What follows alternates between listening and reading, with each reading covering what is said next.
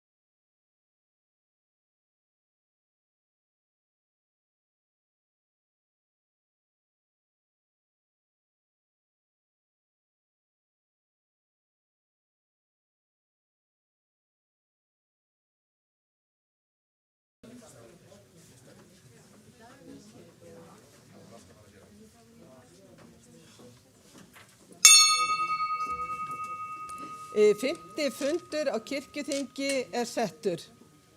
En áður en við göngum til dagskrá þá hefur doktor Hjalti Hugason beðið að fá að ávarpa þingið og tekur hann út til máls.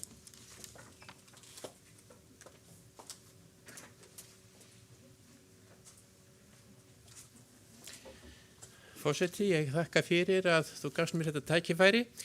Í gær vorum við að ræða hér mál sem vissulega þess eðlis að það hefur tvær hliðar þar sem önnur hlýtur að vera rædd hér en hin á öðrum vettvangi. Þannig að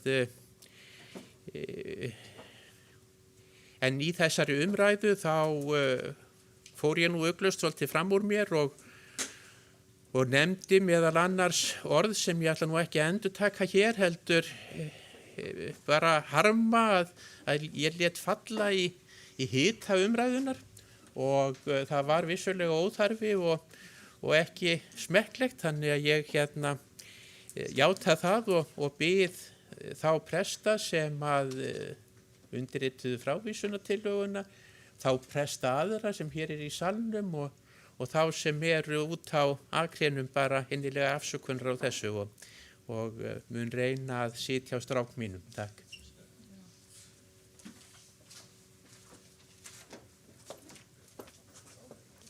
Þá göngum við til dagskrá og fyrir að teki fyrsta mál til síðar umræðu.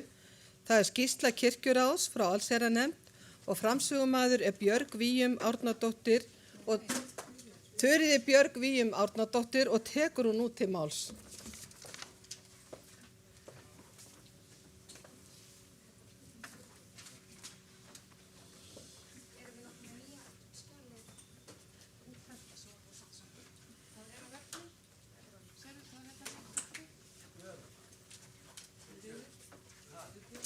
Þið kallið mig bara Björgu, alveg. Ég ætlaði sko alls ekki að gera það.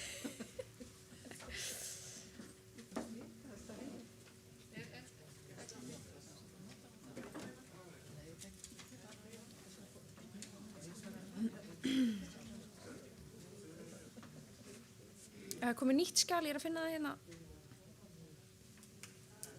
Það var búið að setja þetta saman.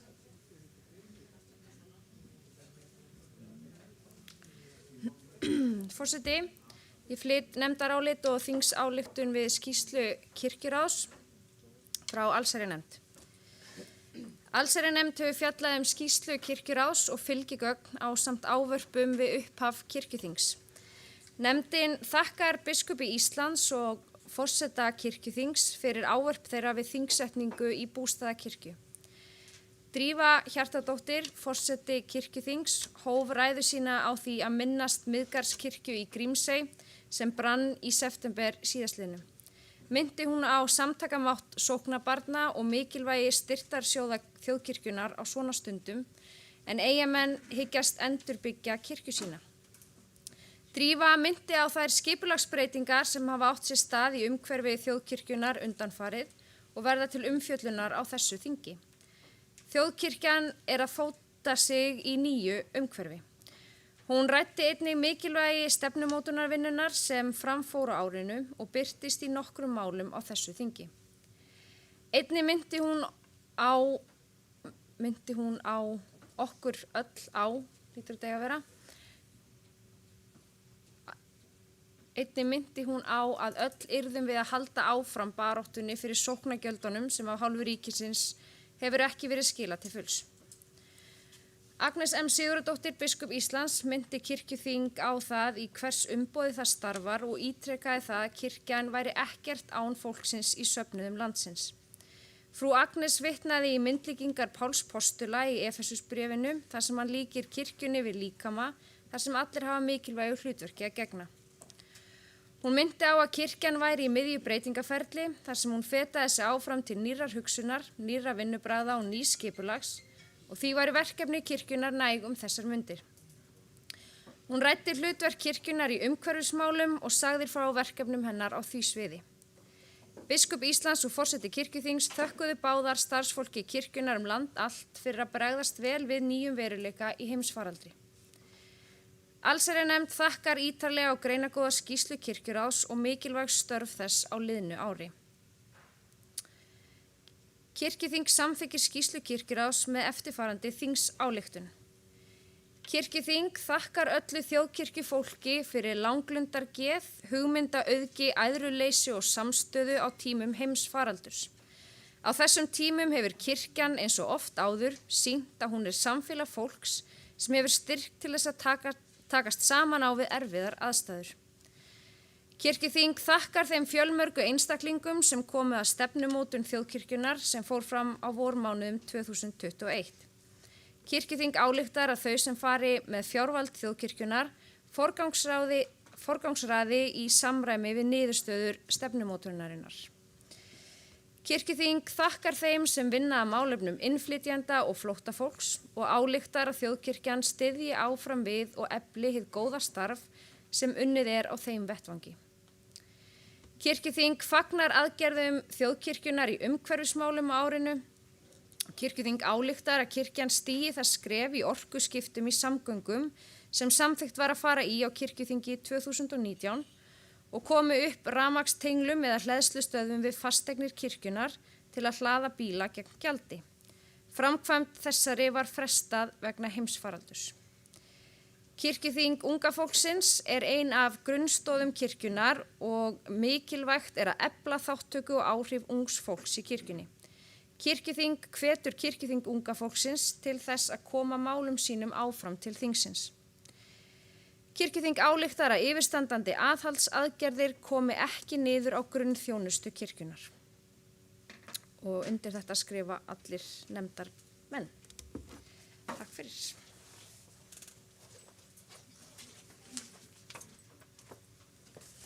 Orðið er laust þingsályktunina á þingskjali 50. Enginn hefur hvatt sér hljóðs og er þá umræðu lokið. Þá ber ég upp þingsályktunina sem er á þingskjali 50. Þeir sem geta samþykkt hana gjöra svo vel að gefa merki. Einhver á móti, hún er samþykkt samhljóða og er þannig afgreidd frá kirkjuþingi. Fyrir tekið 3. mál til síðari umræðu.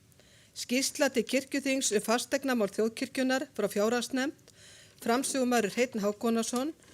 Það er nefndarálit og þingsályktun á þingskjali 46 og tekur þá Hreinn til máls.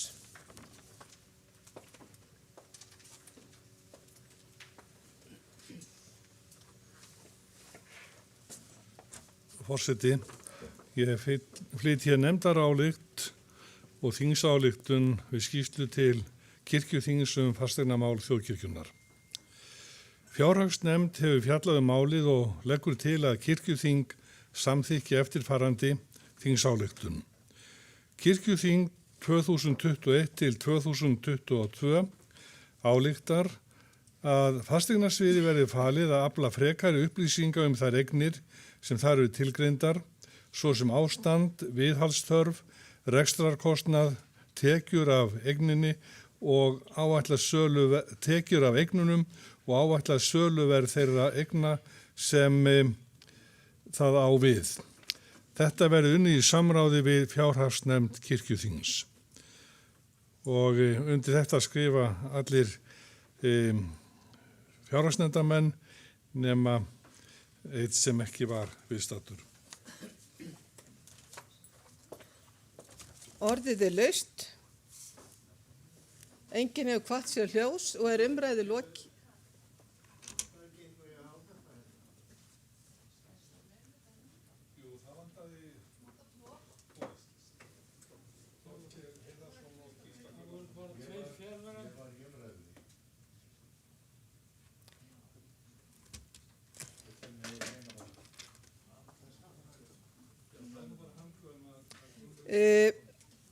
Þetta verður lagfært. Þá ber ég, Þuríður, viltu þú taka til máls? Nei, gjör svo vel.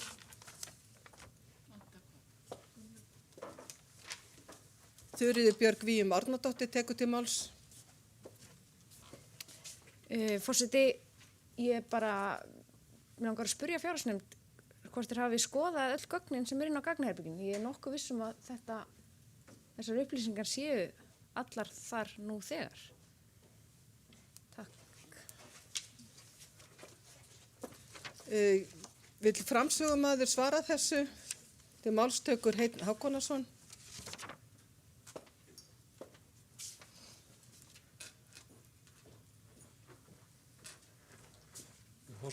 Forseti, jú, við skoðum blað sem fylgdi með, þar sem var nú yfirlit yfir eignir og fleira, en enga síður þá þótti nefndinni bara tilhlýðilegt að árétta þetta.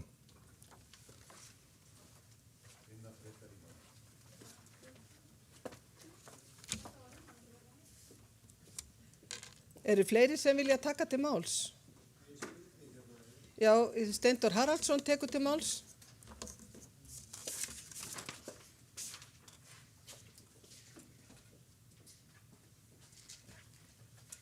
Það er bara ein spurning hérna, forseti. Ein spurning hérna, er meiningin að, er fjárhagsnefnd að meina það að hver einasta eign verði veðmetin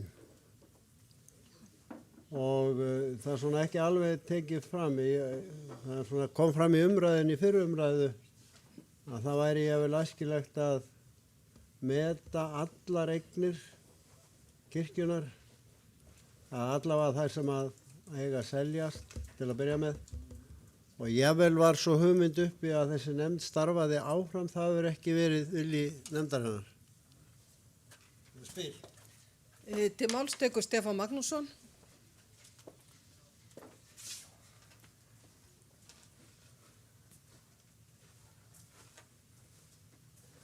Forseti, í umræddu plaggi í þriðamáli þá kom fram ákveðið sjónarmið nefndarinnar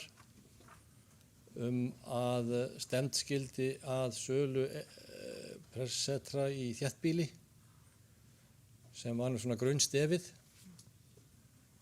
og ég veit ekki hvernig það liggur í þessari vinnu sko. Og ég tek undir það með Þuríði hér sem sagði áðan að þessari upplýsingar sem þarna liggja fyrir nánast allar held ég. Mér sýnist þetta vera að svo miklu leyti sem að þær eru bara yfir höfuð til sko. Og hafa eitthvað gildi sko. Áætlað, ekki talað þarna áætlað söluverð eða ekki.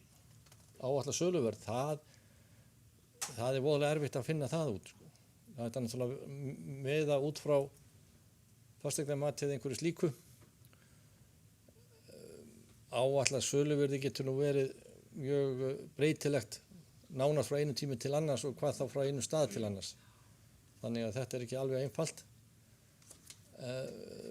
Mér þætti nú væntum ef að nefndin hefur tekið afstöðu til þessa grunnprinsip sem nefndin lagði til. Til máls tekur Gísli Jónasson.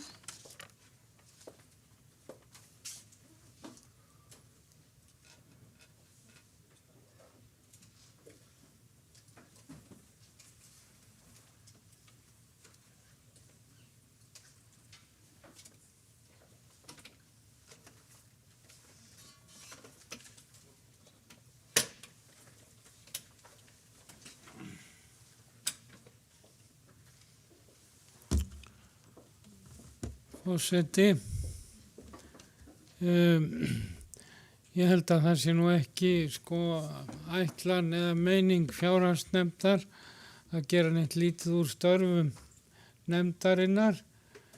Við vorum nú með í uppkasti með að segja þakkir fyrir störfin en svo var það nú snurfusran til, það þótti víst ekki við hæfi í einhverju ályktun svona en það sem að þarna tilgreint bara það að við fögnuðum því einmitt að nú væri við þarna með alveg heildstætt yfirlit yfir allt eignasafnið og þá teldum við þörf á því. Við vorum að hafa þessar upplýsingar allar í áframhaldandi vinnu að því að eins og menn muna þá voru málin afgreidd þannig annars vegar kom skýrslan, svo var flutt sérstakt mál sölu heimildir og það mál bíður afgreiðslu og enn í umfjöllun nefndarinnar og við vildum einmitt fá sko bara ráðrúm til að skoða það auðvitað í tengslu við fjárhagslega gerðina og það svara kannski að hluta til spurningu síðasta ræðumanns það að við tókum ekki núna þá neina afstöðu til þessa grunnprinsíps því að það myndum við vilja tengja við hvort það hétt 15. mál ef ég man rétt. En við vorum hins vegar líka með blað þarna með ákveðnum upplýsingum og fengum ábendingar misræmi. Og þá til dæmis fengum við ábendingar að tekjur á ákveðinni eign væru aðrar en tiltekið var á þessu blaði. Þannig að við viljum bara láta sko fara þá bara yfir þetta og við séum örugglega með réttar upplýsingar í höndunum. Af því að það var farið að veffengja í ákveðnum atriðum þær upplýsingar sem við vorum með. Við höfum náttúrulega ekki tóm til þess núna á stuttum fundi að fara ofan í það heldur bara ákvaðum að við fjárhagsnefnd fengi þá bara heimild til þess að vinna þessi mál áfram í samvinnu við fasteignasviðið. Nú auðvitað þær upplýsingar sem liggja fyrir flýta bara fyrir þeirri vinnu og þá bara væri fyllt upp í myndina.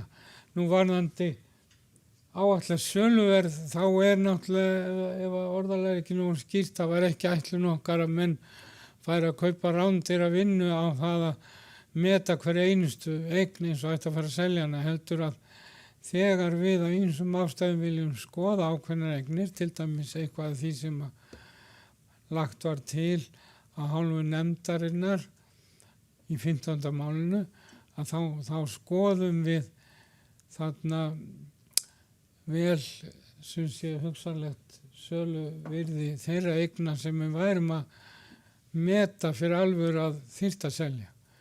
Og við vildum vigta saman sko ef við til dæmis erum með 2 eignir og ætlum kannski að velja hvor að vera seld, að þá myndum við skoða saman einmitt hvert væri væntanlegt söluverð, hver hugsanlegur kostnaður á næstu árum í viðhald og annað og vigta þetta allt saman. Þannig að við þarna værum að gera svona sem best fyrir fjárhæðin bæði í því hugsanlega að fá gott söluverð og hins vegar í því að spara þá í útgjöldum og viðhaldskostnaði. Þannig að þetta var nú svona held ég hugmyndafræðin svolítið að baki þessu.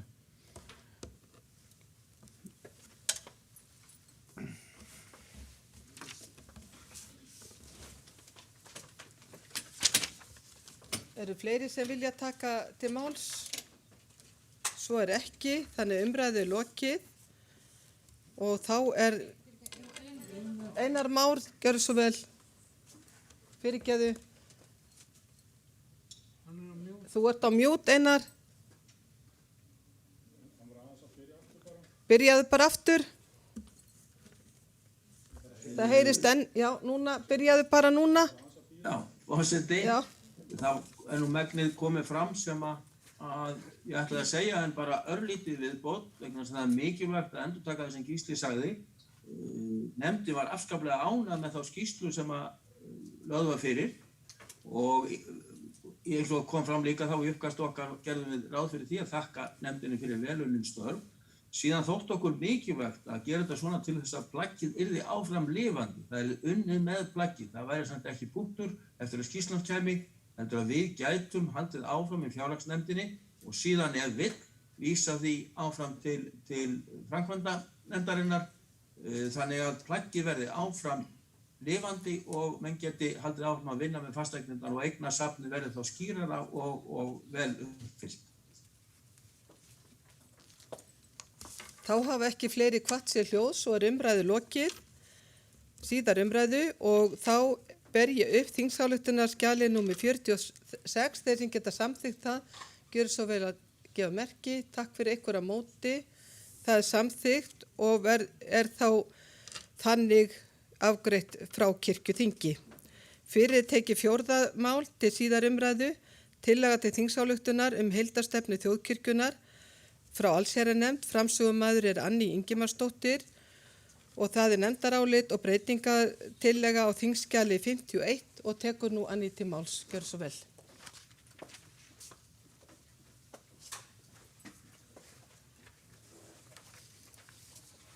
Já, forseti. Ég flyt nefndarálit við tillögu til þingsályktunartillögu heildarstefnu þjóðkirkjunnar. Allsherjarnefnd hefur fjallað málið og leggur til að tillagan í þingskjali 4 verði samþykkt með eftirfarandi breytingartillögu. Hlutverk. Þjóðkirkjan vill vera salt og ljós íslensks samfélags með því að vera trúalegur og félagslegur vettvangur opinn öllum. Grunnstef í boðun þjóðkirkjunnar fagnaðar erindi Jesú Krist og undir þetta skrifa allir nefndarmenn.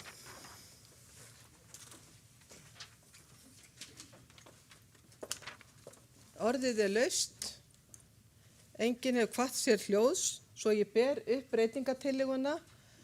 Vil ég að hún sé lesin aftur. Sjáu hana fyrir framan ykkur.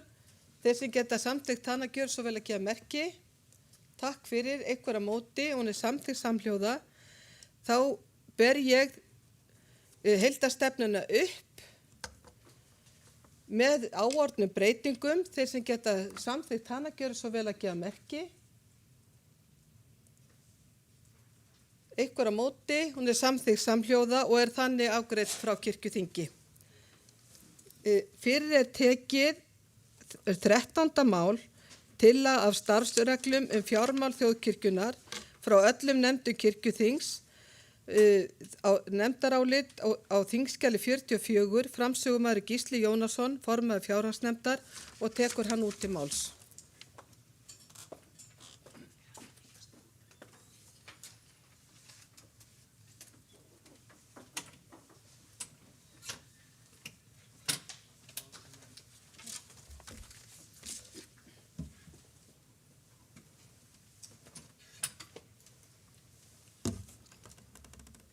Forseti, ég flyt hér nefndarálit við tillögu af starfsreglum fjármál þjóðkirkjunnar fyrir hönd allra nefnda. Allsherjarnefnd, fjárhagsnefnd og löggjafarnefnd hafa fjallað málið og leggja til að tillagan á þingskjali 13 verði samþykkt óbreytt.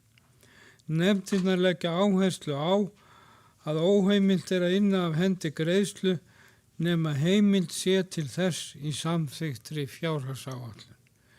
Hið sama gildir fjárhagslega skuldbindingar. Og undir þetta rita allar nefndirnar.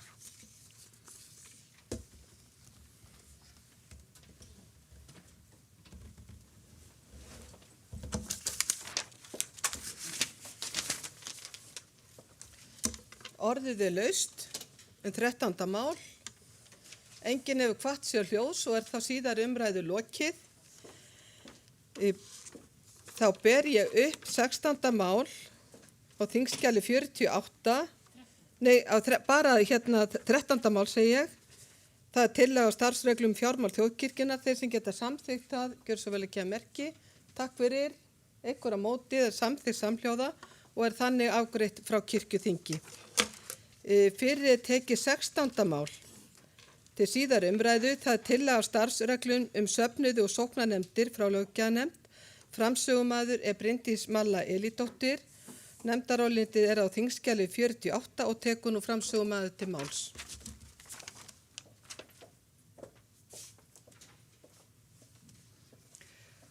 Forseti, ég flyt nefndarálit við tillögu að starfsreglum söfnuði og sóknir.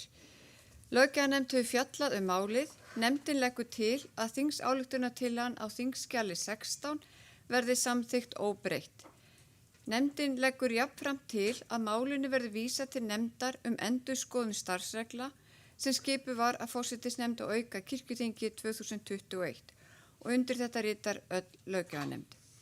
Þetta eitt af þessum málum sem svolítið brýnt að samþykja núna, en það bárust mjög góðar umsagnir sem að nefndin vil gjarnan taka tillit til, en vegna þess að við höfum ekki nægan tíma núna, að þá viljum við setja máli í þennan farveg, að setja það inn í þessa nefnd sem mun taka tillit til umsagnana og vinna málið út frá þeim aðeins betur.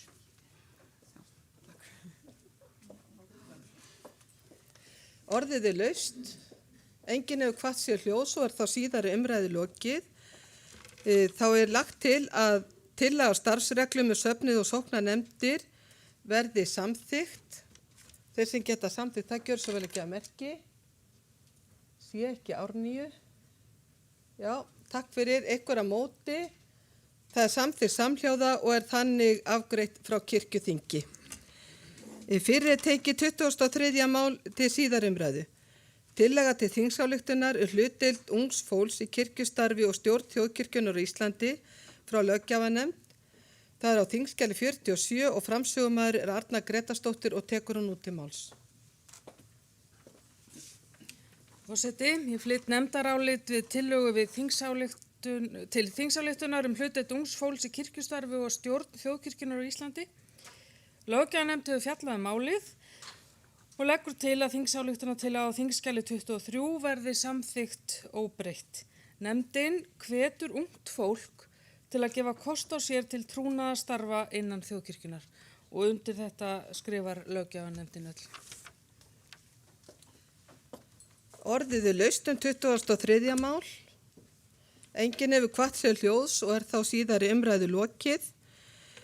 Þá er borin upp til samþykta 23. mál á þingskjali 23. Þeir sem geta samþykkt það gjör svo vel ekki að merki.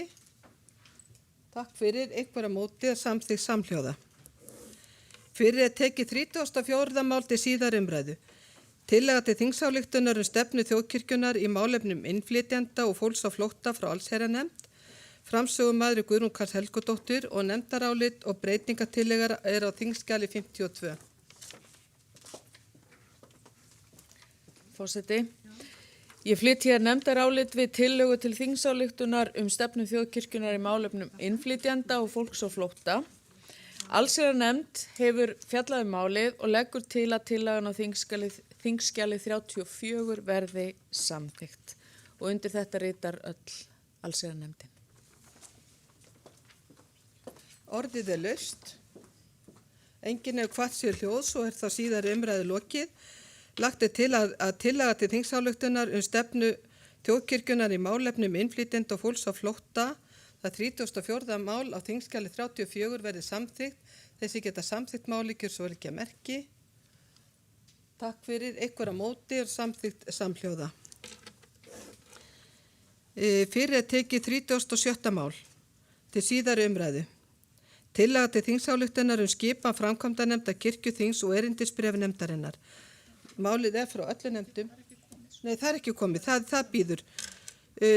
Fyrir þá tekið þá dregið til baka og í bili, en það er 37. mál, tillaga til 37. mál til síðari umræðu er tillaga til þingsályktunar heiti þjóðkirkjan frá löggjafarnefnd.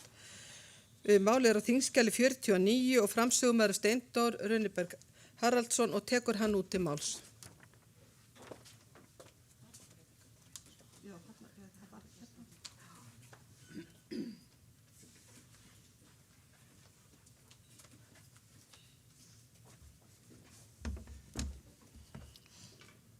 Já, forseti, ég flyt hér nefndarálit breytingartillögu að þessu máli.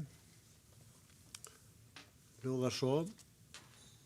Löggjafarnefnd hefur fjallað málið. Nefndin leggur áherslu á að ekki komi til verulegar kostnaðar við breytingu og að þjóðkirkja biskupsstofa starfi áfram undir einni kennitölu.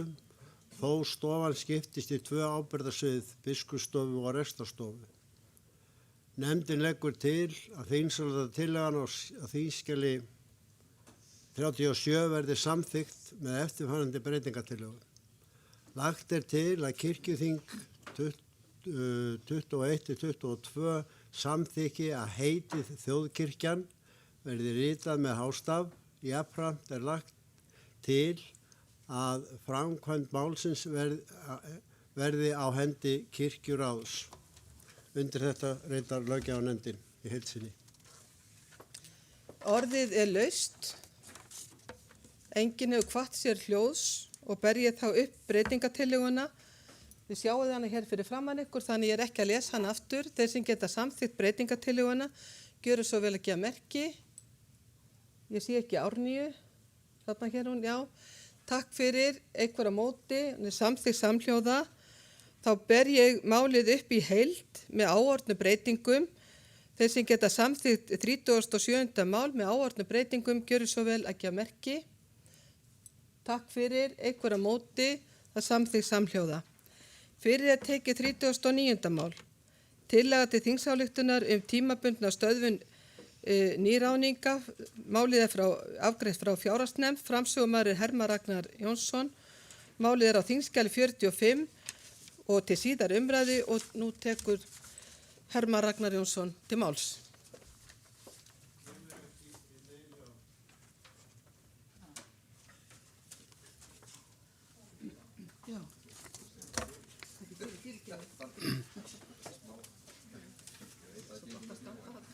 Forseti, ég les nefndarálit við tillögu til þingsályktunar áframhaldandi stöðvun nýráðninga. Fjárhagsnefnd hefur fjallað málið á þingskjali 39 og leggur til að það verði samþykkt óbreytt. Nefndin leggur áherslu á að afleysingar vegna veikinda og fæðingarorlofs eru ekki nýráðning. Og undir nefndarálitið eru öll nöfn nefndarmanna nema einn sem er erlendis og utan þjónustusvæðis. Orðið er laust. Enginn hefur tekið Kristján Björnsson að biðja orðið. Gjör svo vel. Kristján Björnsson, vígslubiskup, tekur til máls. Forseti, bara östutt, það er alveg ljóst hvað nefndin vill, en það er sem sagt ekki gild ástæða ef einhver deyr í embætti. Það er bara veikindi, fæðingarorlof, það er ekki önnur forföll eða neitt sem er tekið á. Ef við erum að setja svona texta því verða að vanda þetta betur. Takk. Orðið laust, vill framsögumaður taka til máls, eða Gísli Jónasson tekur til máls.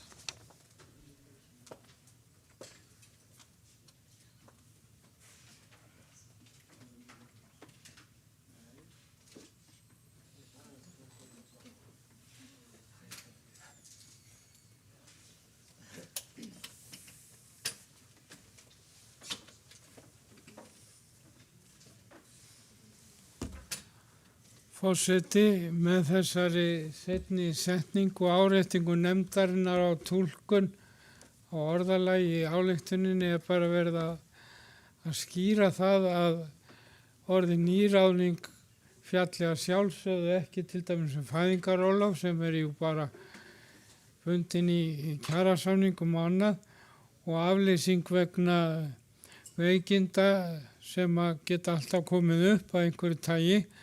Ef einhver deyr, þá losnar viðkomandi starf og þá þarf að nýráða. Þannig að það er eðlismunur þar á. En hins vegar viljum við líka árétta að, skal ég segja eins og þegar hefur komið fram, að þá sýnist okkur að ef eitthvað starf losnar núna og væri auglýst á næstu vikum, í gamla kerfinu, þá tæki það ráðningaferli lengri tíma heldur en að það yrði beðið og auglýsa hvað nýja kerfinu þegar það tekur gildi. Einfaldlega vegna þeirra einföldunar sem við höfum þegar rætt hér. Við eigum ekki gleyma því að vinna matsnefndar hefur getað tekið allt upp í 6-7 vikur, ein og sér, með kæruferlum og öllu því sem þar er inni. Fyrir utan kostnaðaraukan sem væri að því að auglýsa í gamla kerfinu miðað við það sem verður. Þannig að ég sé nú ekki að þetta sé neitt sérstakt vandamál úr þessu. Því að núverandi ráðningabann gildir til 1. nóvember, þannig að við erum bara að tala um 2 mánuði.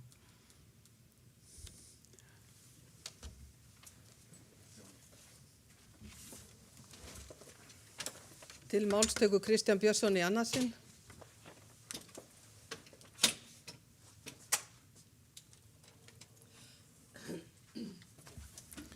Forseti, þetta ekki rétt hjá Sena Gísla vegna þess að það hefur verið að tala aflýsingar. Það ekki verið að tala ráðningar og þeir verið þá að setja til dæmis eða sambærlegt eða eitthvað þess að það. Og þetta bara þannig. Og ég skil alveg munur á því ef að embættið laust eða autt og ekki setið. En það ekkert verið að tala það, verið að tala aflýsingar vegna forfalla og ef þið setið upp svona tilkynningu, þetta orðalag, þá verður að vanda þetta betur. Takk fyrir. Til máls tekur Steindór Haraldsson.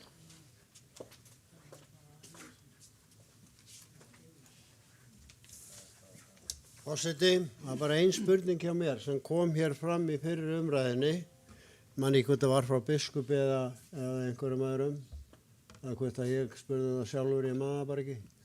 Það það hvort að má hefja auglýsingaferli, undirbúning og annað og hvort að það að því að það verður að tala að ráða, menn og konur ráðnir frá og með einhverjum tíma. Og gildir þetta það að það sé það auglýsingaferli því að megi ekki byrja og auðvitað tekur tíma að nú að ganga og það kannski kemur á næsta þingi í nóvember val og veitinga. Það reyndar komið en sko hvort að það væri hægt að færa það til 1. desember eða eitthvað, það tekur tíma að búa til valnefndir og annað.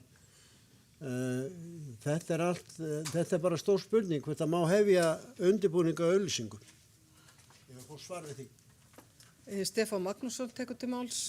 Eru fleiri sem óska eftir að taka til máls?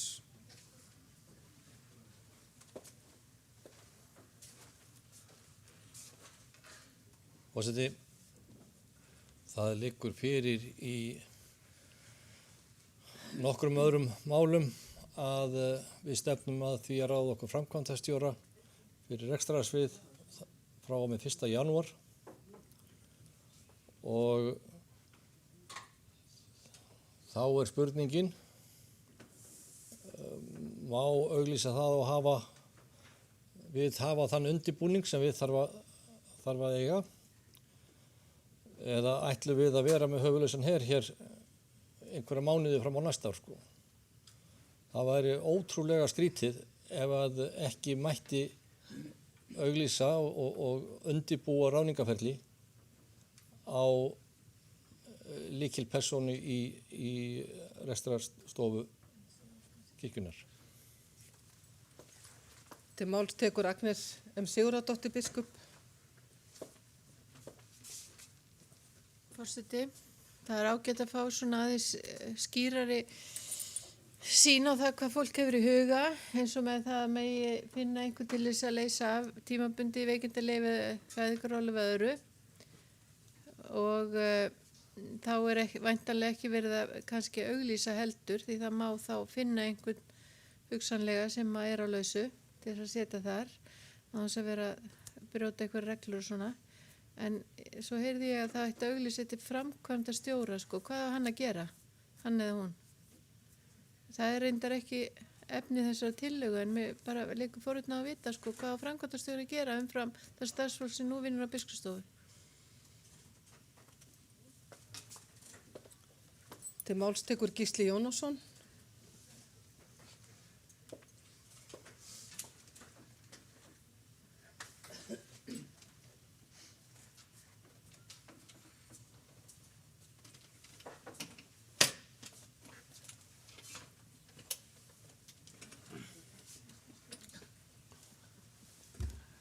Já, ég hafði samráð við framsögumann og hann óskaði eftir að ég svaraði bara spurningunum sem komu hér fram. Það kannski var smá misskilningur milli mín og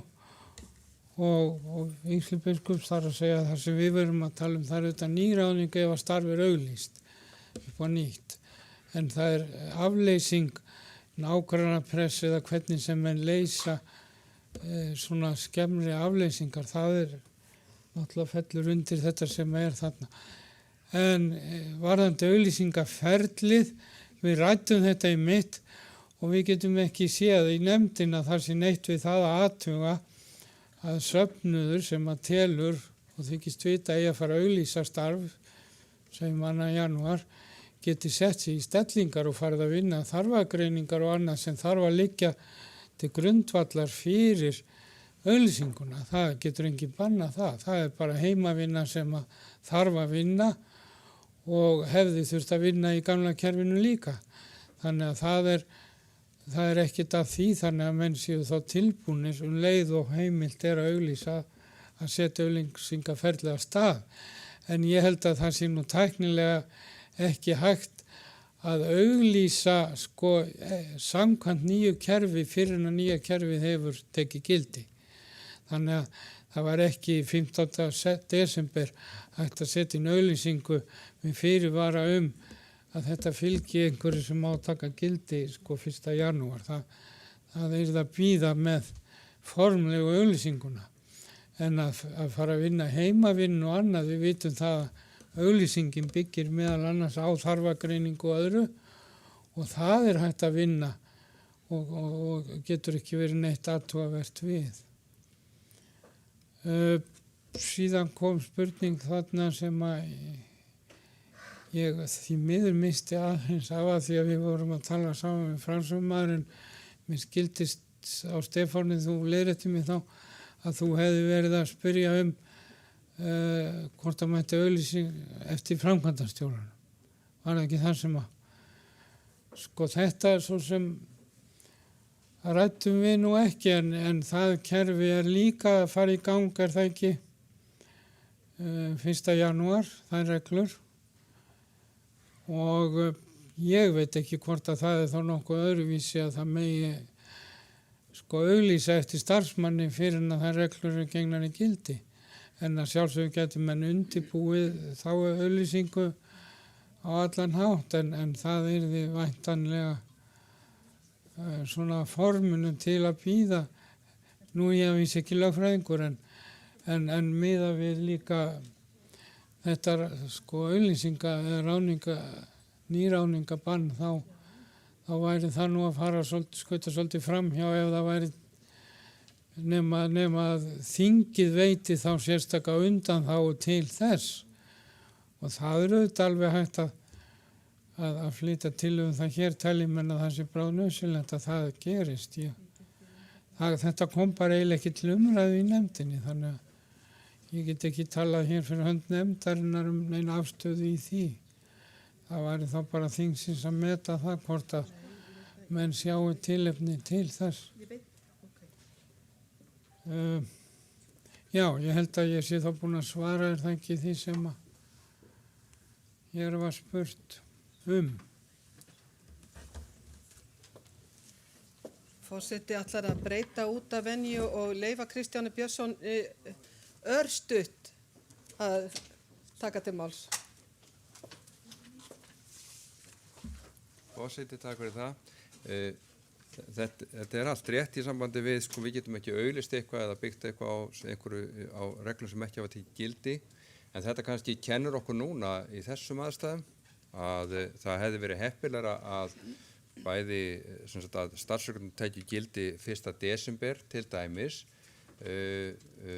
miða við stöðu sem á að ráða í byrjun janúar að því það er alltaf aðdragandi og það væri þá hefði verið betra eins og með valnefndakerfi nýja að það hefði tækið gildi 1. desember og ráðningabannið er svo aflétt 1. janúar. Þá er þetta ráða og eins með framkvæmdastjórann, þá væri þetta auglýsa eftir reglunum og þetta getur þingið vissulega gert í nóvember, leita afbreyða og lagt fram tillögum að breyta gildistöku reglnana þó að til þess að það hafi áhrif svo í janúar.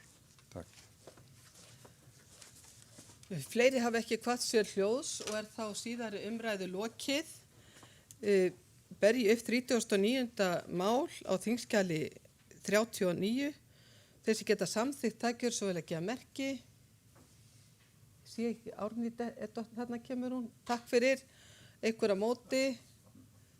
Það er einn á móti en málið er þá samþykkt. Nú gerum við kaffihlé og tökum 37. mál eftir kaffi. Við gerum kaffihlé í svona hálftíma.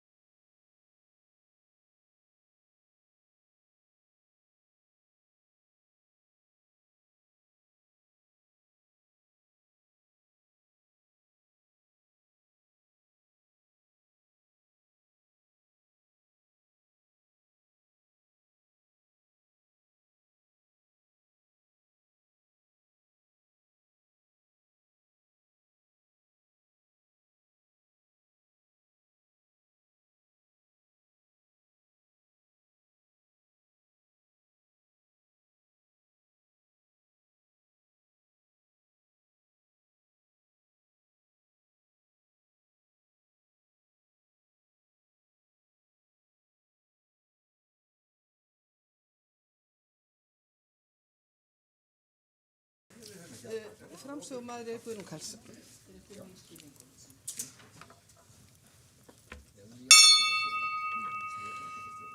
Fundi er framhaldið og fyrir er tekið 37. mál á þingskjali 53 til síðari umræðu. Það er nefndarálit og breytingartillaga við tillögu við þingsályktunar skipan framkvæmdanefndar kirkjuþings og erindisbréf nefndarinnar frá allsherjarnefnd, fjárhagsnefnd og löggjafarnefnd. Framsögumaður er Guðrún Karls Helgudóttir og tekur hún út til máls. Forseti. Ég flyt hér nefndarálit og breytingatillögu við tillögu til þingsályktunar skipan framkvæmdanefndar kirkjuþings og erindisbréf nefndarinnar. Frá allsherjarnefnd, fjárhagsnefnd og löggjafarnefnd. Allsherjarnefnd, fjárhagsnefnd og löggjafarnefnd hafa fjallað málið og leggja til að tillagan á þingskjali 36 verði samþykkt með breytingum á erindisbréfinu samkvæmt eftirfarandi. Og ég ætla að lesa það yfir. Erindisbréf framkvæmdanefndar kirkjuþings. Er það ekki þarna? Já. Framkvæmdanefnd annast fyrir hönd kirkjuþings eftirlit með fjárhag og rekstri þjóðkirkjunar og að ákvörðunum og áætlunum samþykktum að kirkjuþingi sé fylgt eftir. Framkvæmdanefnd starfar að því markmiði að tryggja styrk og velgengni þjóðkirkjunar. Nefndin er ábyrg gagnvart kirkjuþingi og starfar í umboði þess. Önnur grein. Framkvæmdanefnd heldur að jafnaði mánaðarlega fundi. Framkvæmdanefnd fundar eftir þörfu með biskupi Íslands, forseta kirkjuþings og eða öðrum þeim sem málefni gefa tilefni til. Nefndin skilar árlega skýrslu til kirkjuþings eftir hvert starfsár nefndarinnar.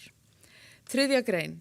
Telji framkvæmdanefnd kirkjuþings að fjármál og rekstur þjóðkirkjunar samræmist ekki ákvörðunum og samþykktum kirkjuþings, skal nefndin tilkynna það forsætisnefnd kirkjuþings. Fjórða grein. Meiri hluti framkvæmdanefndar þjóðkirkjunar er bær til þess að rita firmað þjóðkirkjan. Það stendur þjóðkirkjan biskupsstofa en ég býst við að við breytum þessu í þjóðkirkjan eftir það sem við samþyktum áðan. Og gera bindandi löggerninga. Felst meðal annars í því heimild til að rita undir öll skjöl er varða fasteignir þjóðkirkjunar, svo og sem kaupsamninga, afsöl, leigusamninga, veðleyfi, skuldabréf og skiptasamninga. Framkvæmdanefndin getur veitt framkvæmdastjóra rekstrarstofu þjóðkirkjunar og tilteknum starfsmönnum þjóðkirkjunar heimild til að rita firmað þjóðkirkjan eins og það verður eftir breytingu. 5. grein. Framkvæmdanefnd kirkjuþings er kosin til 1 árs.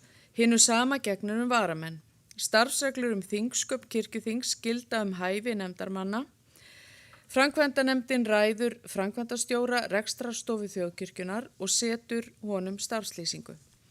Framkvæmdanefndin skal sjá til þess að ritaðar séu fundargerðir af fundum nefndarinnar og þær birtar á opnum vef kirkjunar. Heimilt er nefndinni að halda sérstaka trúnaðarbók málefni sem nauðsyn krefur að trúnaður ríki Framkvæmdanefndin setur sér vinnureglur og verkferla. Framkvæmdanefndin hefur aðgang að skjalasafni þjóðkirkjunar og getur óskað eftir upplýsingum frá rekstrarstofu til að geta rækt starfsitt. Hver nefndamaður skal undirrita ótímabundna trúnaðaryfirlýsingu þagnaskyldu áður en hann tekur til starfa. Erindisbréfið gildir frá 1. janúar 2022 til næsta reglulegs kirkjuþings 2022. Erindisbréfið skal endurskoða með reglulegum hætti. Gert er ráð fyrir því að framkvæmdanefnd leggi til breytingar á erindisbréfinu á 1. starfsári nefndarinnar.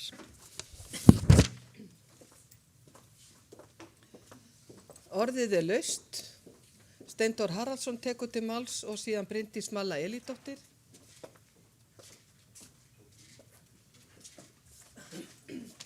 Forseti, ég þakka þetta. Ég tel þetta ákveðin styrk hjá okkur í þinginu að ná samstöðu þetta og geta afgreitt þetta mál samhljóða úr nefndunum og það er búin að leggja talsvert mikla vinnu í að koma þessu heim og saman og Mér líst allvel á það. Þetta er eitthvað sem við erum sammála og það þýðir það að þær starfsreglur sem framundan eru, þar sem að þetta nefndin og rekstrarstofan kemur fram, það þarf að aðlaga starfsreglunar að erindisbréfinu. Því að það þarf víða að breyta í þeim starfsreglum sem liggja fyrir en hafa ekkert verið afgreiddar hér og verða gerðar í nóvember. Það þarf að aðlaga það. Ég ætla svona að minna á það að við erum komin með núna þetta erindisbréf en það verður samþykkt hér og eftir og það er okkar leiðarvísir í það hvernig starfsreglunar eiga í sjálfu sér varðandi þetta mál að líta út. Takk fyrir. Til máls tekur Bryndís Malla Elídóttir.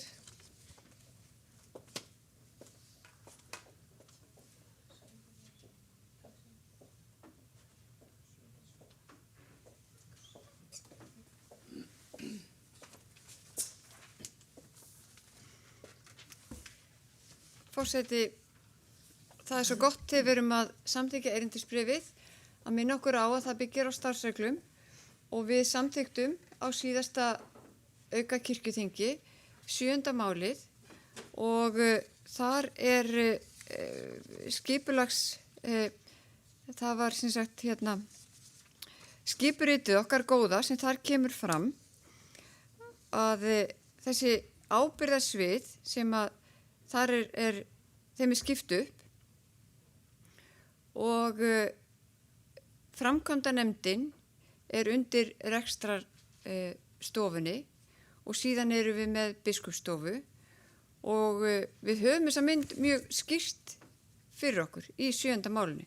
Þannig að ef við erum að veltaði fyrir okkur hvað framkvæmdastjóri á að gera eða hvað framkvæmdanefndin hvert þennan hlutverk sé ef okkur finnst það ekki nógu skýrt að þá er bara gott að minna sig á þessa mynd, draga hana aðeins fram og þetta áörugglega eftir að mótast aðeins eins og við komum líka fram, ef við komum fram í umræðum hjá okkur og þegar farið er á stað að þá er líka svo gott að minna sig á það sem við samþyktum einmitt í 7. málinu góða að ég má vitna í það með leyfi forseta að þar kemur fram að þessi 2 ábyrgðarsvið, annars vegar biskupsstofa og hins vegar rekstrarstofan, að þessi svið starfa að því sameiginlega markmiði að tryggja styrk og velgengni þjóðkirkjunnar og hún geti rækt hlutverk sitt með besta mögulega hætti.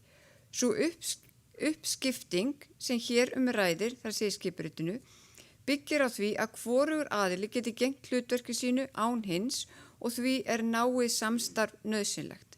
Og mér finnst alveg að erindisbréfið hafi komið þessu samstarfi líka vel fyrir í þessu erindisbréfi og finnst bara mikilvægt að við samþykjum það eins og það er lagt hérna fram og svo má að sjálfsögðu endurskoða það ef á þarf að halda síðar.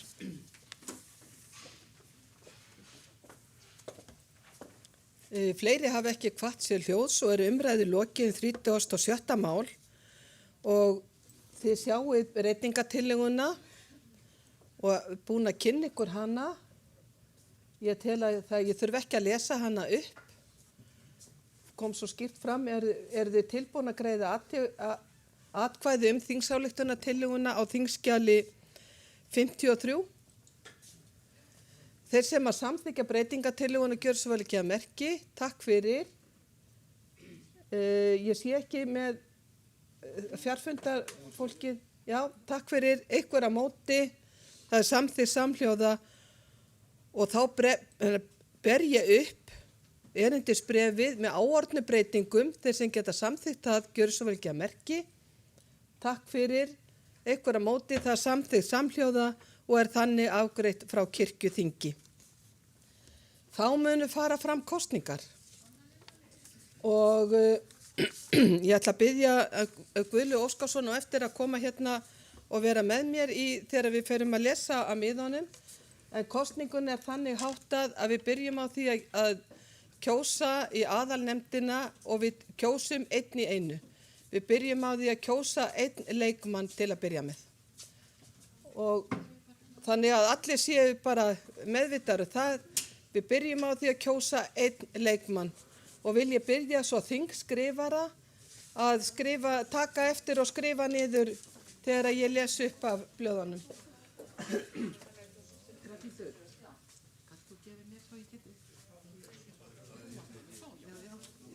Ég lefi mér að kjósa í svona þegar það er.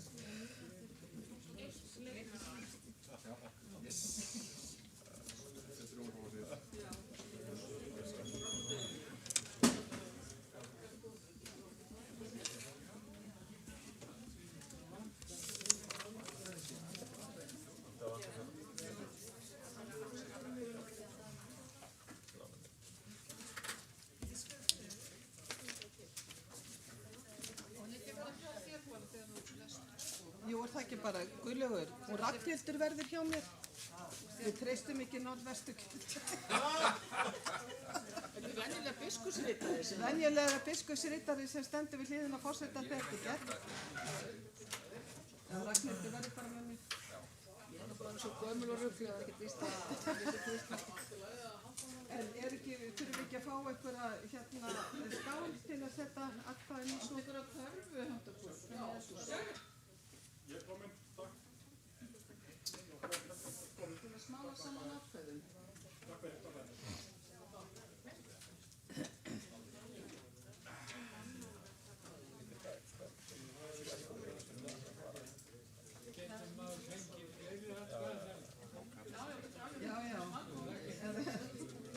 En þú fær ekki að kjósa meira.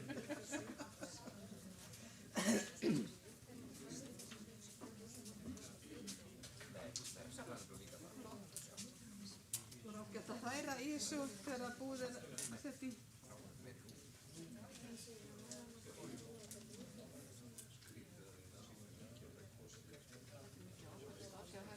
Hermann er ástæðið alveg í líki hlutum. Já, ég bara spyr, hafa allir greitt atkvæði? Allir fengið atkvæðaseðla og allir búin að greiða atkvæði sem atkvæðisrétt hafa.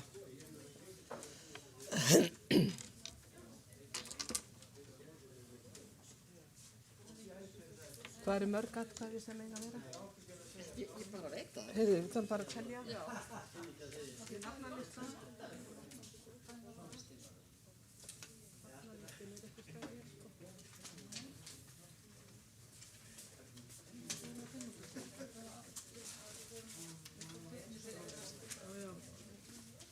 Við tökum bara okkar tíma í þetta. Já. Ég þarf að vita fyrst hvað eru margir sem hafa atkvæðisrétt áður en við byrjum. Nafnalisti mín var hérna eitthvað stöðum.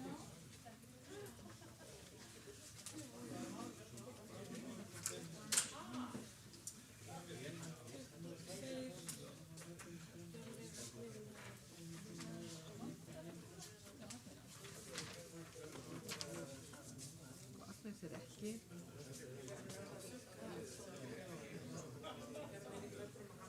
Gísli Gunnarsson er ekki.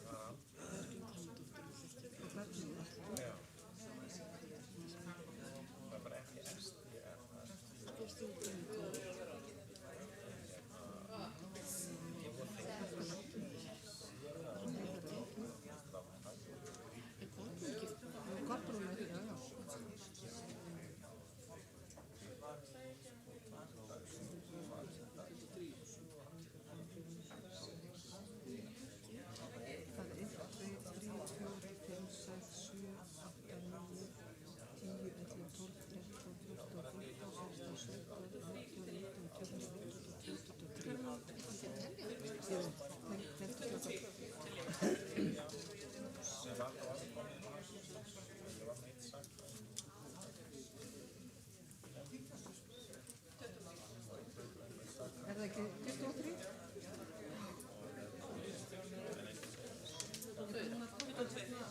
Líka yfir hérna það sem er á listanum, sem er ekki. Já, er það ekki bara tveir? Það er Þorkell og það er náttúrulega svo... Er Þorkell? Nei, ég sé hann er ekki og ekki Gísli Gunnarsson. Nei. Og ekki hann hérna Heiðar Tveir. Og svo er ég búin að streika út hérna líka. Það eru bara 22. Var þetta auður? Já, hann þarf að telja hann með. Nei, en sko hann klestur saman. Já, já. Gísli Gunnarsson er ekki. Nei, það eru 3 þingmenn sem er ekki. Það er Heiðar og Gísli Gunnarsson.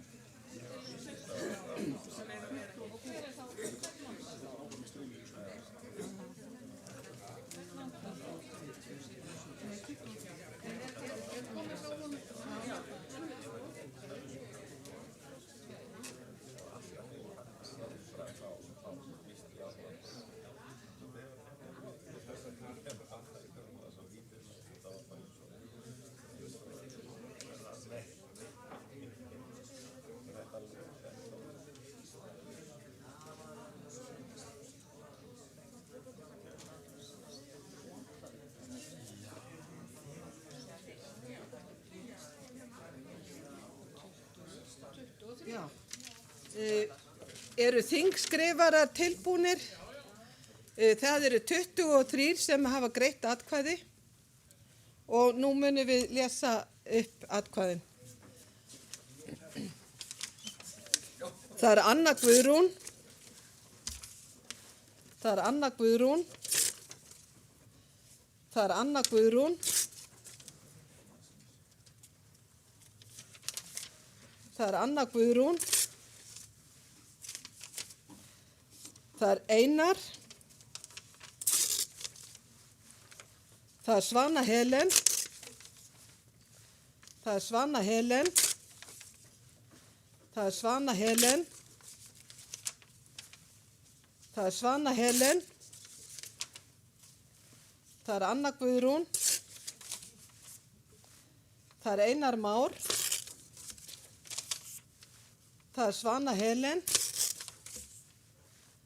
Það er Einar Már.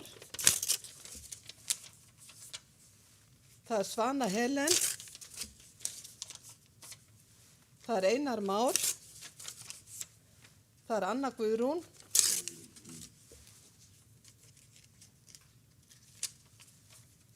Það er Anna Guðrún. Það er Svana Helen. Það er Svana Helen. Það er Anna Guðrún. Það er Svana Helen.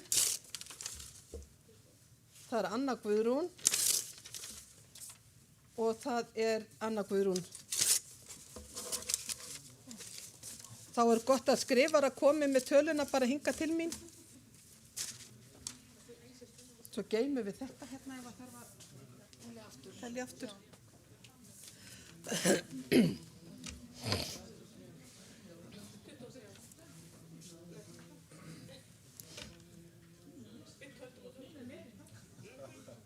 Ég veit ekkert hvað ég bara las, ég veit ekkert, ég enga tilfinningu fyrir því.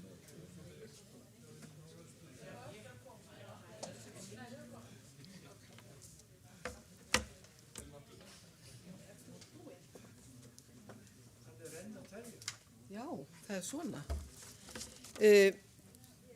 Atkvæði hafa fallið þannig. Magnús. Já, Stefán. Já, Magnús á eftir að skila. Þá er bara að bera það saman.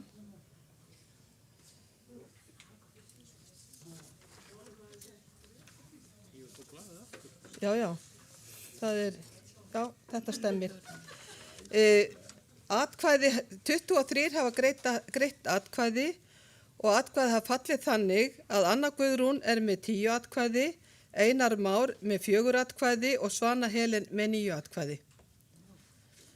Og er þá Anna Guðrún rétt kjörin fulltrúi fyrir kirkjuþings í framkvæmdanefnd og við skulum bara gefa henni gott klapp. Og þá verður kosið vigðan og í framboði eru Axel Árnason Njarðvík, Hildur Inga Rúnarsdóttir og Skúli S. Ólafsson og nú er verið að dreifa atkvæðaseðlum.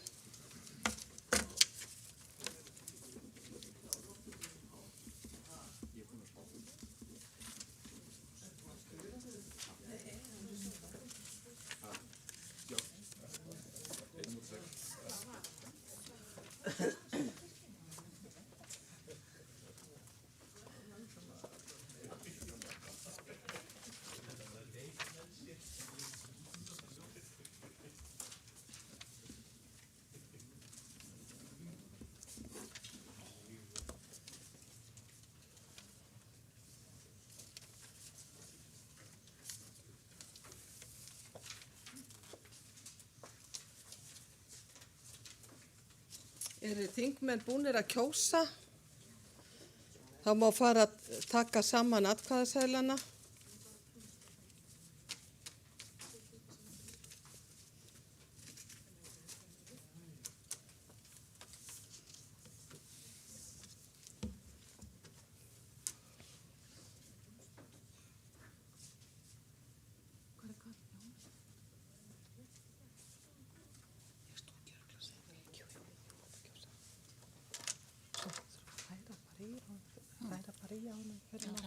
Já.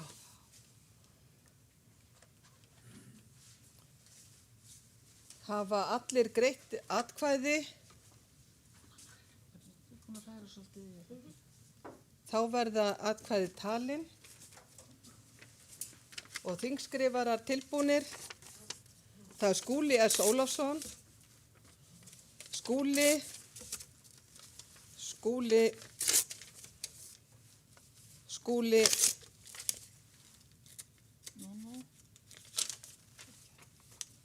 Hildur Inga, Skúli,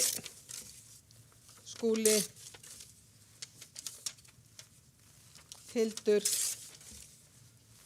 Skúli,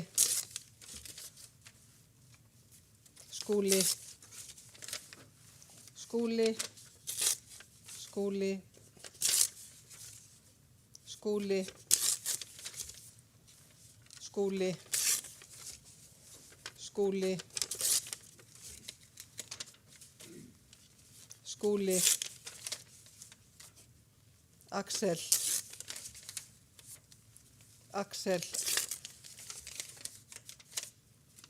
Hildur Inga, Axel Árnason, Skúli, Axel Árnason Jarvík og Skúli Ólafsson.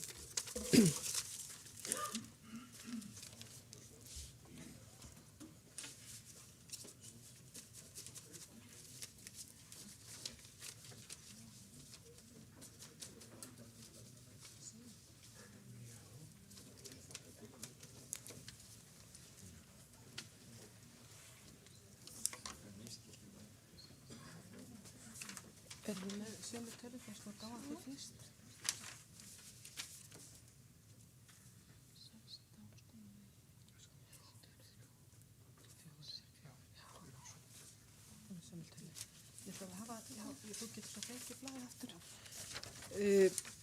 Atkvæði hafa verið talin og niðurstaða kosningana er á þessa leið. Axel Árnason Jarvík hefur hlotið 4 atkvæði, Hildur Inga Rúnarsdóttir 3 atkvæði, Skúli S. Ólafsson 16 atkvæði. Og Skúli Ólafsson er þá rétt kjörinn vígður í framkvæmdanefndina.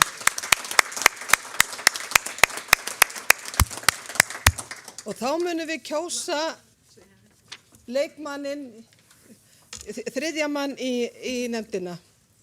Og bið ég að hérna miðan verði útbýtt. Nú er bara kosið, já. Jú.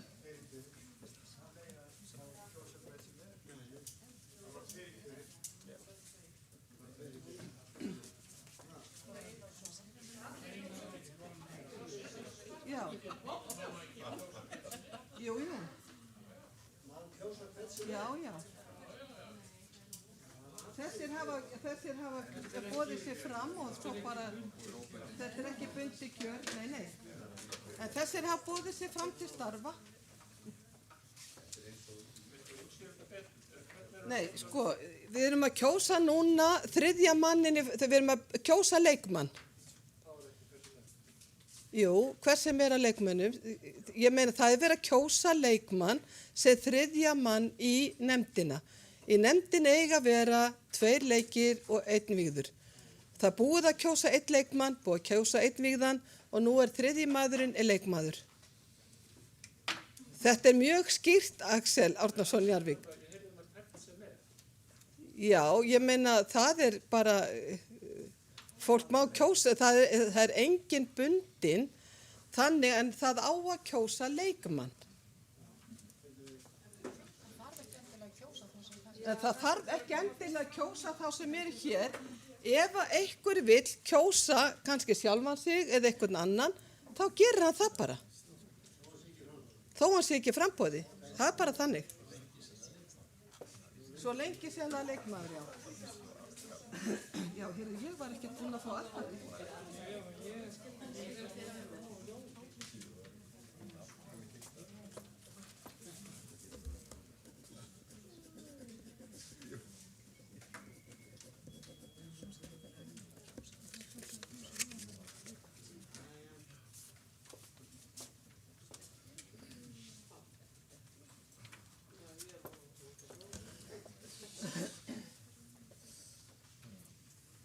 Spennandi.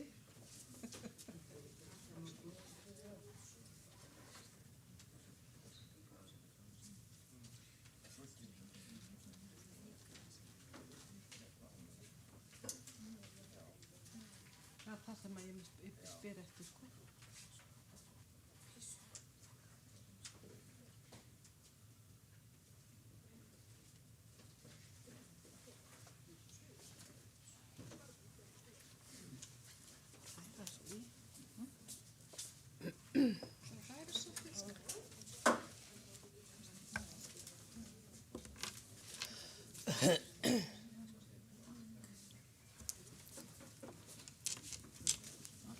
Eru allir búnir að greiða atkvæði?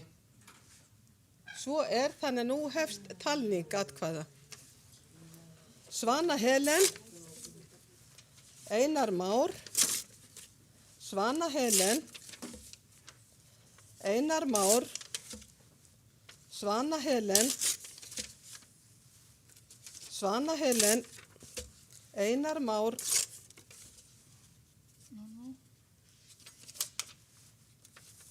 Einar Már, Svana Helen, Einar Már,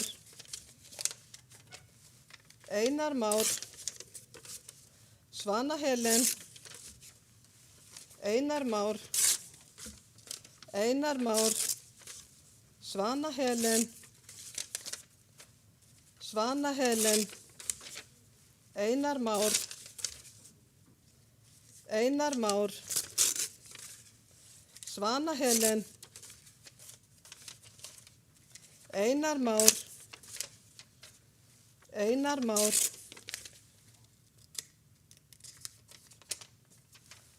Svana Helen,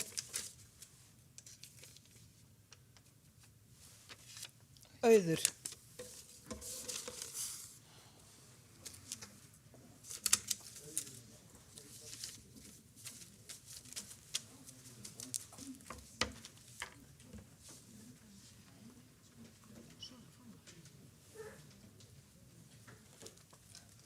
Eru þingskrifarar tilbúnir?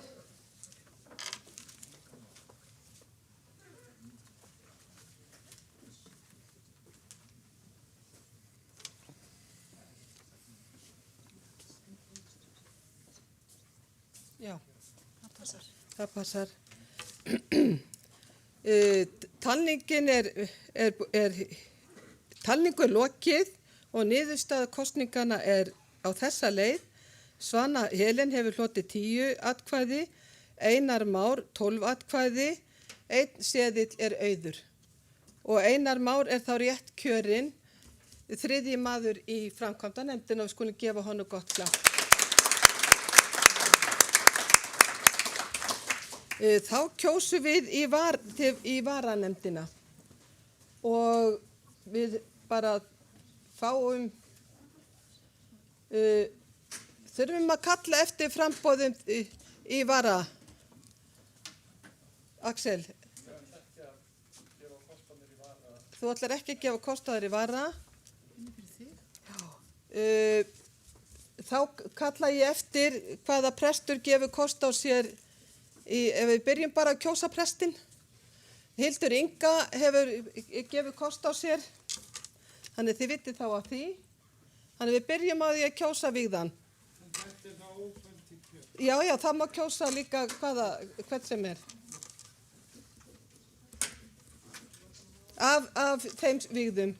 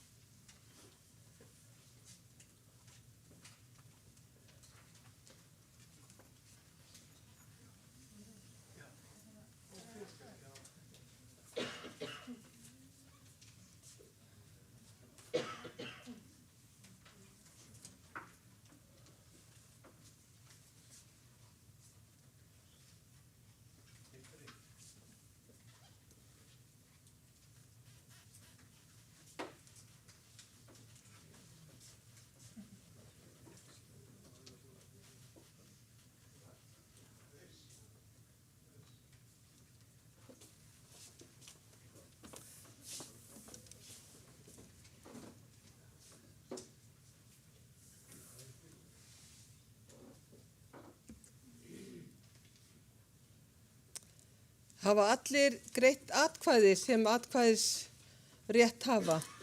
Svo þannig þá er kosningu lokið og nú verða lesin upp atkvæðin.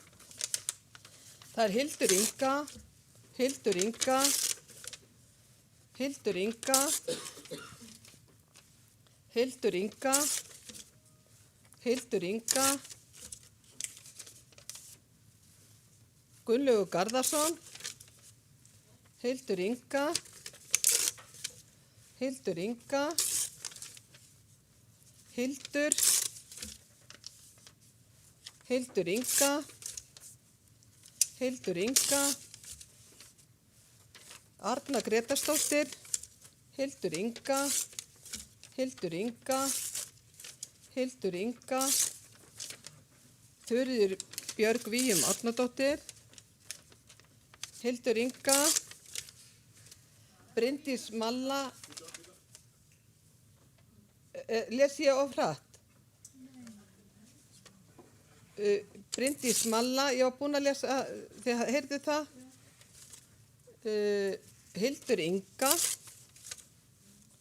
Hildur Inga,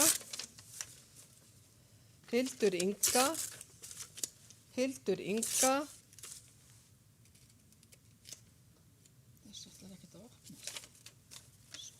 Bryndís Malla. Þá býðum við bara eftir þingskrifununum. Er þetta ekki alveg ljóst? Það var ágætt að þingskrifari myndu bera sér saman. Það eru 23. Nei, Bryndís Malla verður með 2 atkvæði allavega. Ég las hana 2 sinnum. Já.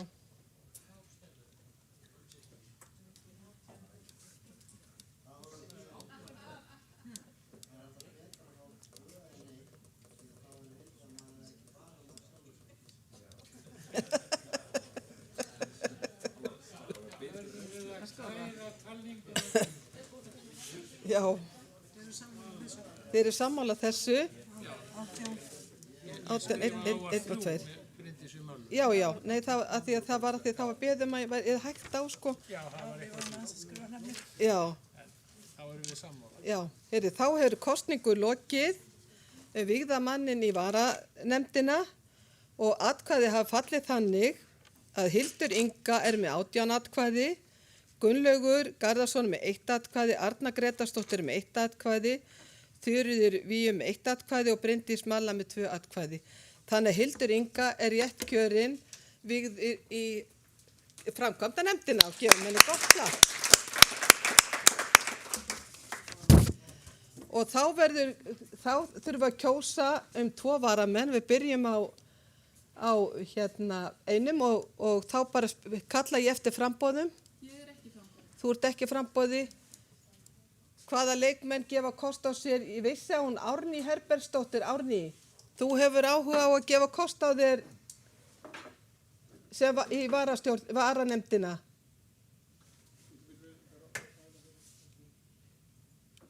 Við heyrum ekkert í þér. Árný, við heyrum ekkert til þín.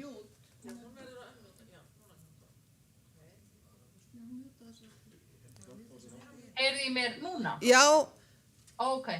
Heyrði, ég er til að vera vara. Já. Það verður hægt að tala saman á Zoominu ef eitthvað þarf. Einmitt. Og alveg tilbúin að vera svona til þess að ef eitthvað gerist. Takk fyrir það og þá kalla ég eftir fleiri framboðum. Við þurfum að kjósa 2 leikmenn.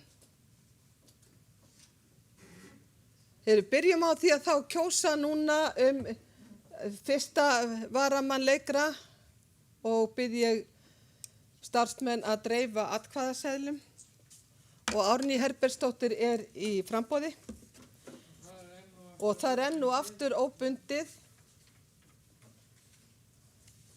Guðrún, ætlar þú að?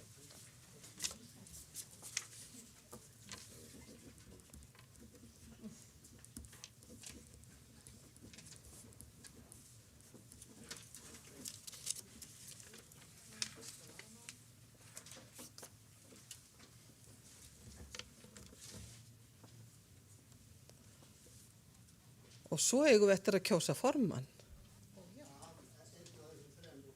Einn af þessum þremur aðal.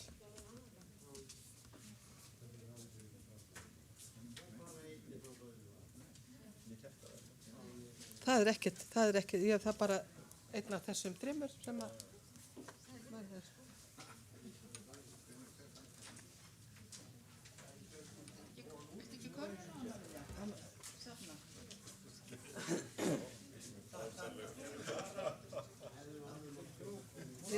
Við kjósum bara einn varamann til að byrja með og síðan tökum við, já, það má kjósa hvern sem er, Árni gefur kost á sér en það má kjósa hvern sem er. Líka þá sem ekki að gefa kost á sér negir.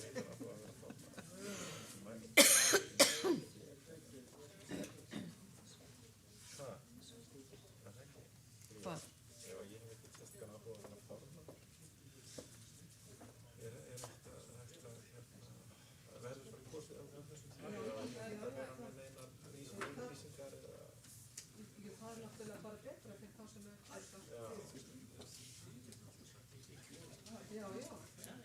Geti það ekki? Ég stóð alltaf við þeirri trú að leikmaður er formaður þessara nefndar. Ég ætla bara að stuðla að því að það verði leikmaður og gefa ekki kost á fyrir það. Þá vitum við það. En við bara kjósum fyrst í varamennina.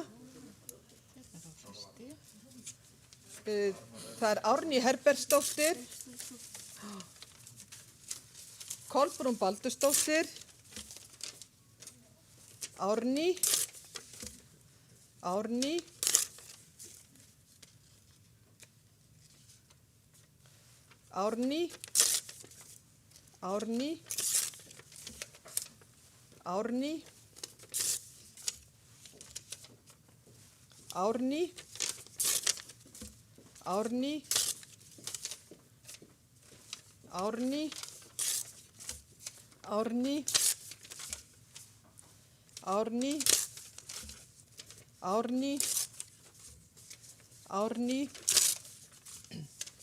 Margrét Eggertsdóttir, Kolbrún, það stendur í Kolbrún Halldórsdóttir en þetta á að örugglega vera Kolbrún Baldursdóttir. Árný,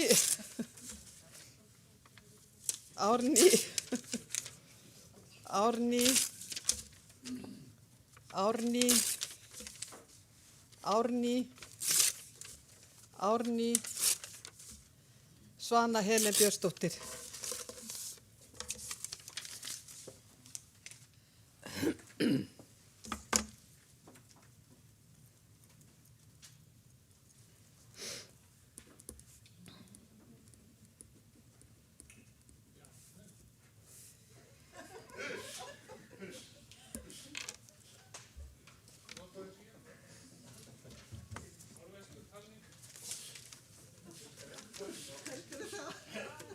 Jæja, þingskrifarar. Ég taldi reynda 20 en við ákváðum eftir að hafa komið saman hér yfir kjörstjórn á breytisvæðis. Ég bið þingmenn að vera alvörugefna í þessu, þetta er öllu streitt, sko. Já. Ég hef greinlega lagt við. Kosningu lokið, það er fyrsti varamaður í nefndina og atkvæði hafa fallið þannig. Árný Herbertsdóttir hefur hlotið 19 atkvæði, Kolbrún 2 atkvæði, Margrét 1 atkvæði og Svana Helen 1 atkvæði. Þannig að Árný Herbertsdóttir er rétt kjörin fyrsti varamaður. Takk fyrir, kærlega. Og þá er það að kjósa annan varamann og nú kallar forseti eftir framboðum í það. Margrét.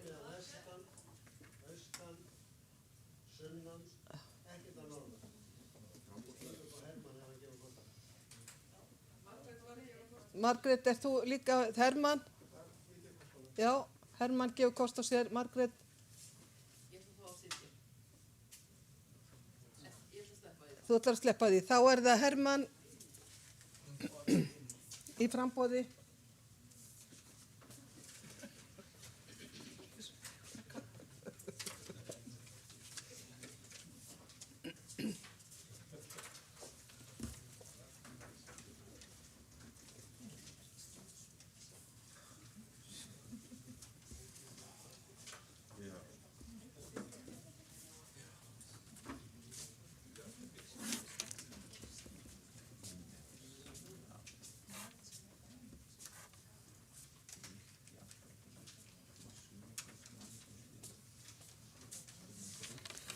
Það var með bara annað annað. Nei, ég fekk enga miða. Já.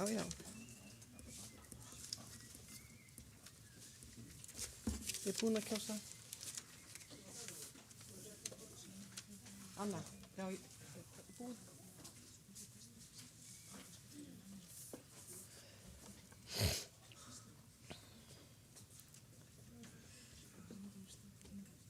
Hafa þingmenn lokið við að greiða atkvæði? Þetta er í gangi.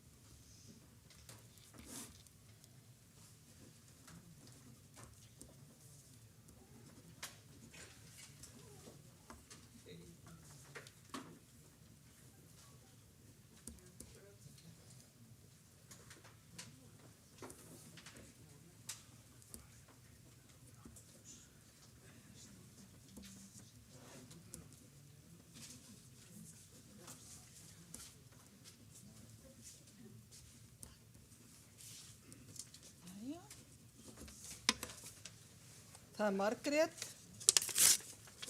Hermann, Hermann, Hermann, Hermann, Hermann, Hermann, Hermann, Hermann, Hermann, Svana Helen, Hermann, Stefán Magnússon, Guðlaugur Óskarsson, Hermann Ragnar, Hermann Ragnar, Margrét Eggertsdóttir, Kolbrún,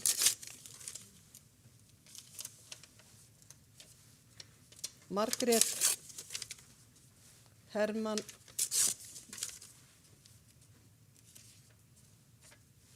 Hermann, Hermann, Stefán Magnússon.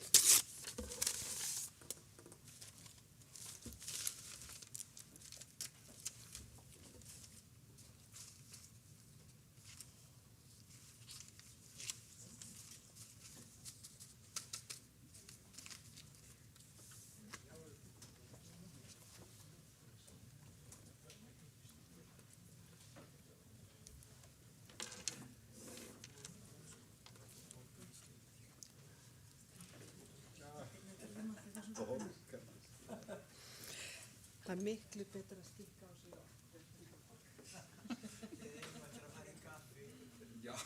Nei, það verður ekki lokið þá sko.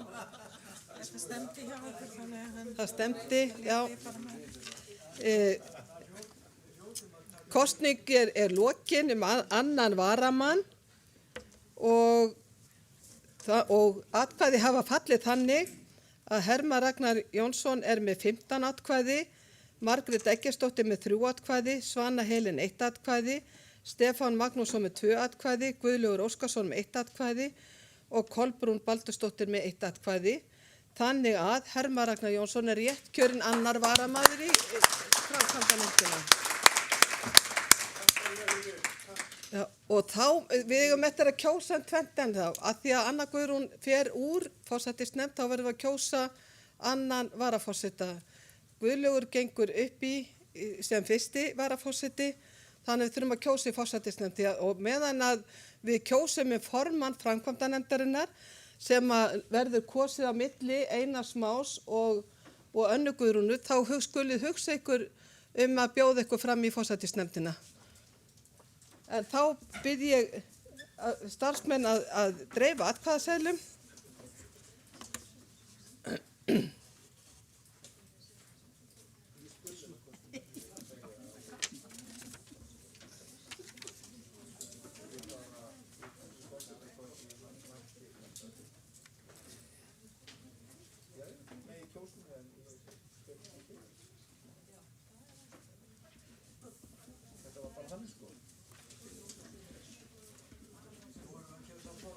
Við vorum að kjósa formann.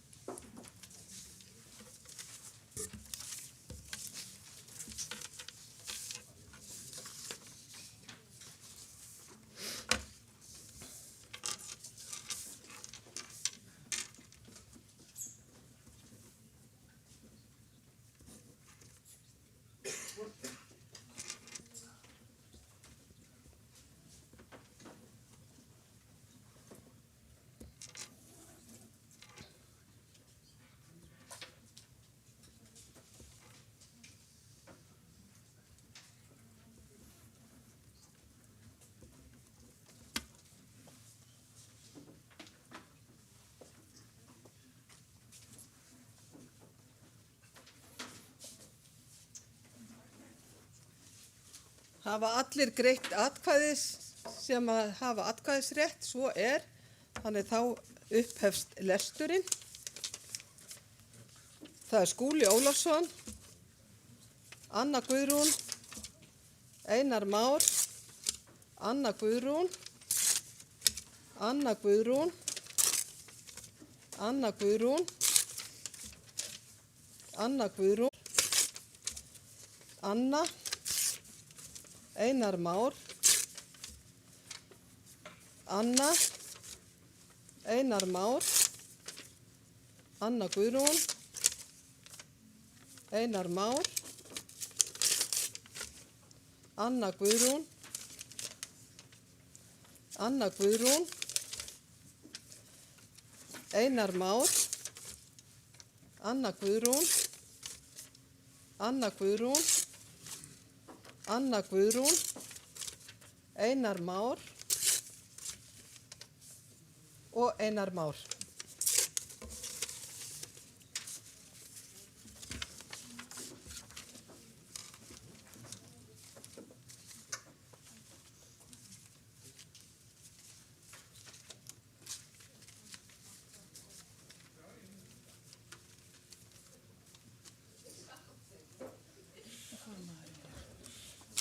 Já.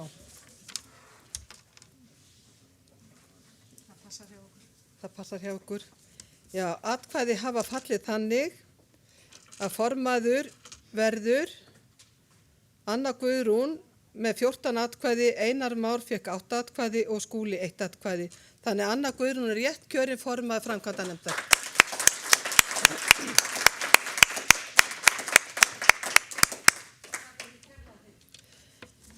Ég óska ykkur öllum velfarnaðar í ykkar störfum.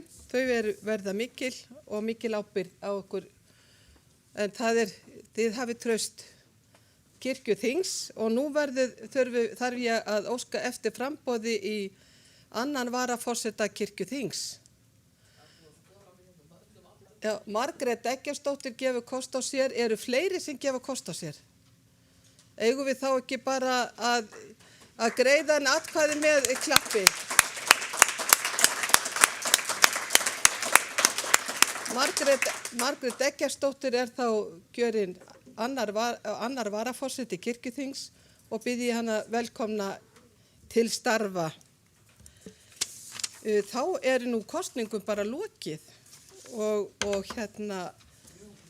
Og en nú ætla ég að biðja hana, áður en að forseti slítur fundi, þá ætla ég að biðja hana Sólveigu Láru, vígslubiskup á Hólum, að koma hér og vera með loka orð til okkar, en svo slít ég fundi og eftir bið ykkur að stökkva ekki út á salnum fyrir að ég er búin að slíta þinginu.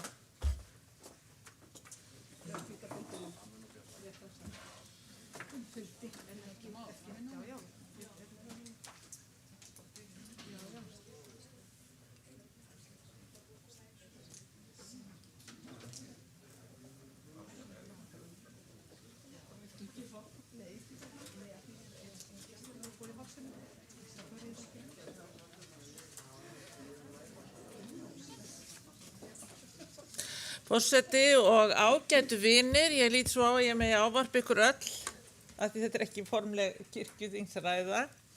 Langar til að byrja á því að óska þeim innilega til hamingju sem að hafa verið kosin hér til mikilla ábyrgðarstarfa og bið ykkur öllum Guðs blessunar í þeim og þakka ykkur öllum fyrir þessa daga sem við mátt hérna saman. Við höfum upplifa bæði súrt og sætt og förum héðan vonandi með frið í hjarta. En eins og venja er að þá endum við með ferðabæn og fararblessun og ég ber ykkur kveðju biskups Íslands sem að þurfti að fara upp að Saurbæ og Hvalfjarðarströnd og minnast dánardags Hallgríms Péturssonar og afhjúpa þar minnismerki. Þannig að hún bað mig að flytja ykkur góða kveðjur. En mér sýnist Hermann vera búinn að varpa hér upp ferðabæn og fararblessun sem að biskup Íslands afhenti mér áður hún fór og við lesum þetta saman eins og við erum vön. Þið lesið indregnu línurnar og ég les þær útdregnu og við lesum saman það sem er feitletrað. En við byrjum á því að helga okkur Kristi með tákni krossins og segjum í nafni Guðs föður, sonar og heilags anda. Amen. Drottinn Guð minn, ég vil þakka þér að eilífu.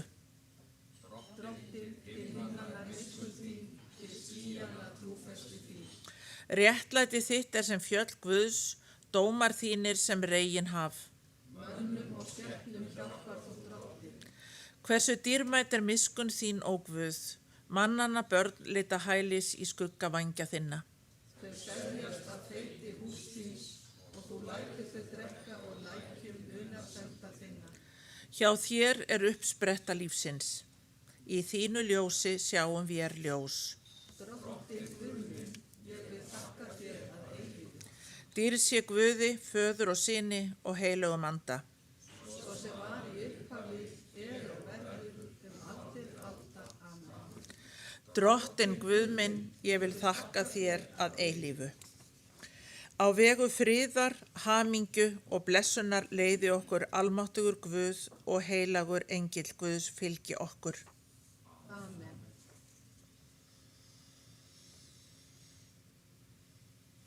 Drottinn Guð, við þökkum þér fyrir þessa daga sem við höfum átt saman á kirkjuþingi. Gef ávöxt þess sem sáð var til á þínum vilja. Þú leiddir Abraham og Söru á ferð þeirra og lést börn Ísraels ganga þurrum fótum gegnum hafið og stjörnu vísa vitringunum veg að jötunni. Við biðjum þig, gef okkur öllum góða ferð heim. Veit okkur fylgd engla þinna á leið okkar að því takmarki sem þú hefur sett okkur og síðir heim að ströndu eilífs hjálpræðis. Þess biðjum við þig í nafni Jesú Krists. Engill drottins leiði þig á öllum vegum þínum. Og þá rísum við úr sætum og syngjum saman.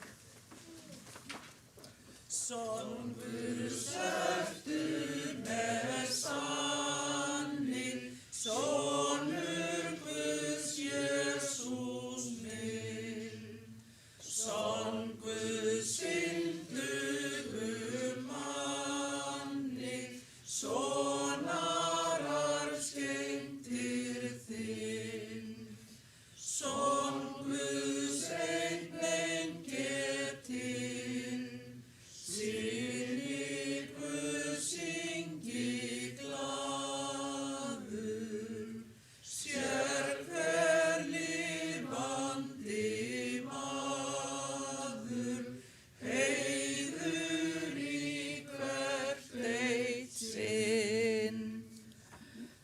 farið í friði og þjóni drottni með gleði. Blessun Guðs föður, sonar og heilags anda sé með okkur öllum. Amen.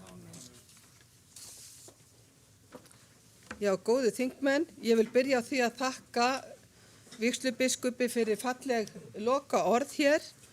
Ég vil þakka starfsmönnum þingsins og starfsmönnum biskupsstofu fyrir alla það góða starf sem þeir hafa unni fyrir þingið. Ég þakka fyrir þann góða viðurgjörning sem við höfum fengið hér og þakka þingmennu fyrir góða fundarsetu, málefnalegar umræður og skýr skoðanaskipti. Það er alltaf gott að taka svolítið á, það bara er nauðsynlegt og það er ágætt að fá djarfar tillögur til umræðu því að það gera bara til að hræra aðeins upp í okkur og geta leitt bara margt til góða. Það er bara mjög gott að það er. Ég vil óska þeim sem voru kjörnir til áhrifastarfa hér, ábyrgðastarfa, velfarnar í þeirra störfum og á lokum þá bara mun ég slíta þessum fundi en kirkjuþing heldur áfram og verður boðað með dagskrá til 7. kirkjuþingsfundar líklegast 22. nóvember og þá er ætlunin að við tökum allavega 3 daga frá til þess að halda áfram þingstörfin því að það er margt sem liggur enn fyrir en í millitíðinni er náttúrulega þá góði siður að þingnefndirnar hafa tíma til að vinna vel í málunum. Þannig að þakka ykkur kærlega fyrir öllum sem hafa unnið og unnið kirkjunni af öllu hjarta. Þakka ykkur fyrir öll ykkar störf. Þessum 5. fundi er slitið.